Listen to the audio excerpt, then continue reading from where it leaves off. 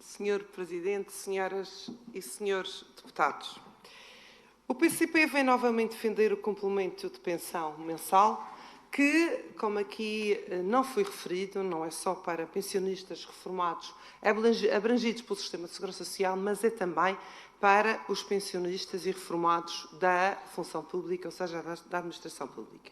E defende este complemento de pensão como uma estratégia urgente de uma maior intervenção social e política junto dos idosos, nesta fase da sua vida, que promova a solidariedade e a inclusão social da nossa região.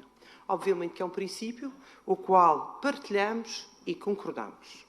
E ciente que a solução para a questão dos baixos rendimentos das pessoas passa pelo aumento geral das reformas, sendo que este é um dever do Estado, aqui já foi referido, por mais do que uma força política, efetivamente é um dever do Estado, e ciente que um complemento de reforma a estes mesmos idosos constitui uma medida de combate à pobreza e sobretudo, à exclusão social desta mesma população, e ciente que grande percentagem daqueles que nesta mesma casa afirmam como sendo uma grande taxa de exclusão e de risco de pobreza na região são precisamente estas faixas etárias, são precisamente estes idosos, grande parte deles porque nunca trabalharam na sua vida, porque nunca tiveram essa mesma oportunidade, porque antes do 25 de Abril éramos uma das zonas do país mais pobres, a região autónoma da Madeira, nunca contribuíram, não tiveram um sistema de segurança social que fosse contributivo e, como tal, não têm pensões e reformas baixas. E são estas pessoas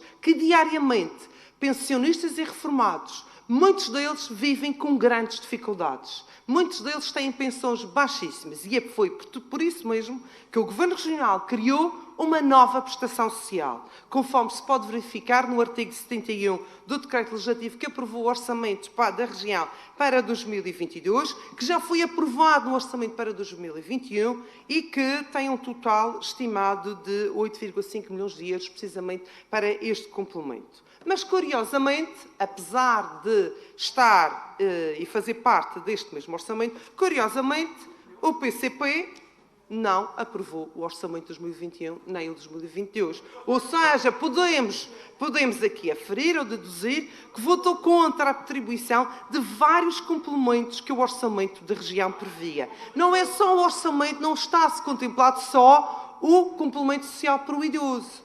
Não é só isso que está, porque o Governo Regional vem substituir a uma função do Estado. Vai também incluir o complemento às ajudantes domiciliárias, que é uma forma direta de apoio à terceira idade. Vem e introduz o complemento no apoio do risco laboral dos profissionais de saúde, o complemento às assistentes operacionais e os motoristas do Cesaram, entre outros programas e outros complementos que este mesmo orçamento, quer 2021, quer 2022, introduz. Não se percebe agora esta proposta apresentada, porque, por um lado, vota contra e depois sabe que foi aprovado, que está contemplado nestes mesmos orçamentos. Só este do ano 21 e 22 totaliza 8,5 milhões de euros. Mas, contudo, apresenta aqui novamente e agora, neste momento, esta nova proposta.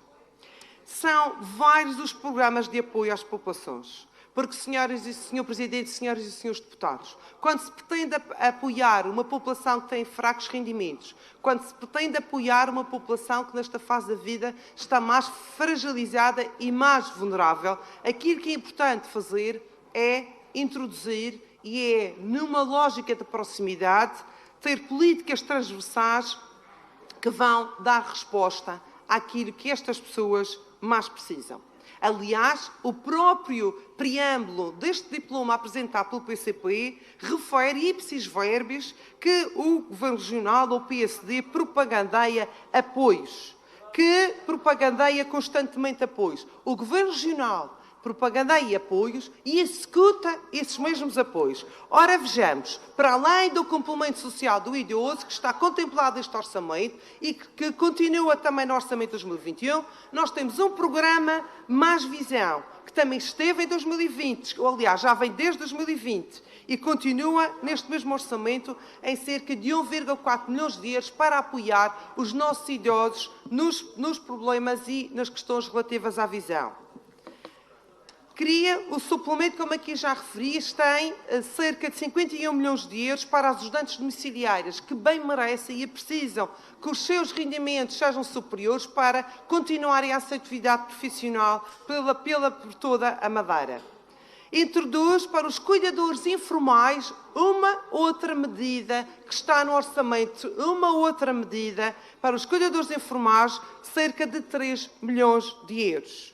E ainda podemos verificar que para as ajudas técnicas no apoio à aquisição dos medicamentos também introduz um valor onde temos mais de 1 milhão de euros para estas áreas. Ou seja, aposta num conjunto de políticas, num conjunto de apoios para complementar, para apoiar precisamente esta situação e estas pessoas que estão numa situação mais fragilizada. Isto sem falar noutro tipo de medidas que aqui poderia também falar, que estão distribuídas pelas outras secretarias, que de facto constituem uma mais-valia para um envelhecimento ativo. E este envelhecimento ativo que tem que estar em consonância com os compromissos que foram assumidos com a Organização Mundial de Saúde e a União Europeia para a questão do envelhecimento ativo, onde a tónica da qualidade de vida é o fundamental. Obviamente que aquilo que se pretende é que esta população tenha e que seja aceito nos princípios do bem-estar financeiro,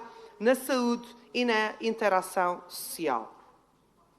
Ou seja, passa por assegurar, e aquilo que importa de facto nestas faixas etárias, a dignidade da pessoa humana, no que se refere especificamente à pessoa idosa. E a Constituição, e a nossa Constituição, já assim o determina. E diz que importa que as pessoas idosas tenham o direito à segurança económica e a condições de habitação e convívio familiar que respeitem a sua autonomia pessoal e evitem e superem o isolamento ou a marginalização social. É tudo isto que importa que deve ser tido em conta e não exclusivamente o aumento dos rendimentos ou o aumento das reformas destas mesmas pessoas, que nós sabemos que às vezes nem sempre é só o mesmo para estes idosos. É por isso que importa ter um conjunto de outras medidas e de apoios dirigidas a esta população.